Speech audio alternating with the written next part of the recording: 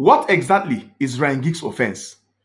Yes, Ryan Giggs must have committed a great deal of offense to the organizers of the Premier League.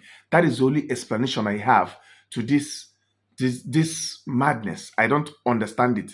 Now, for those who don't understand what I'm saying, the Premier League Hall of Fame was announced in 2020, and the first set of inductions was carried out in 2021, right? Alan Shearer and Thierry Henry were the first two Premier League legends to be inducted into the Hall of Fame. Now, it's going to be done every 4 years, right? Now, the second set is going to be done this year. And the nominees list, the short list of legends to be inducted into the Hall of Fame has just been released by Premier League. Let's see the names that were shortlisted.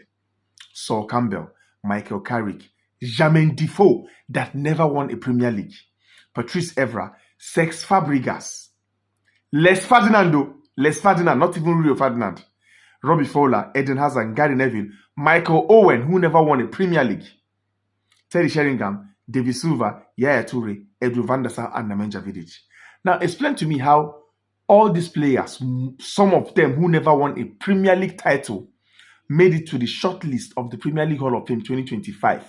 And Ryan Giggs, with 13 Premier League titles, lots of goals, lots of assists, didn't make it to this nominees list.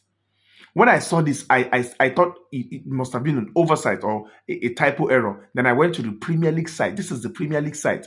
So it wasn't an error. It wasn't an oversight.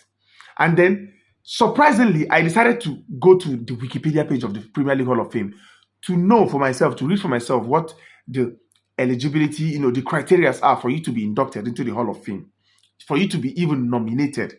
And to my greatest surprise, here it is. Hall of Fame eligibility requirements. For players to be eligible for induction into the Premier League Hall of Fame, players need to have retired before the start of the awarding season. Awarding season is now.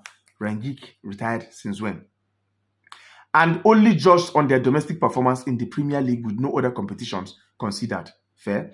Additionally, players must have made 250 appearances in the league. Ryan Giggs made over 500 for Manchester United in the Premier League, right? Or achieved one of the following. It's either you have made over 250 appearances or you have achieved one of the following. Now, appeared in more than 200 Premier League appearances for the club.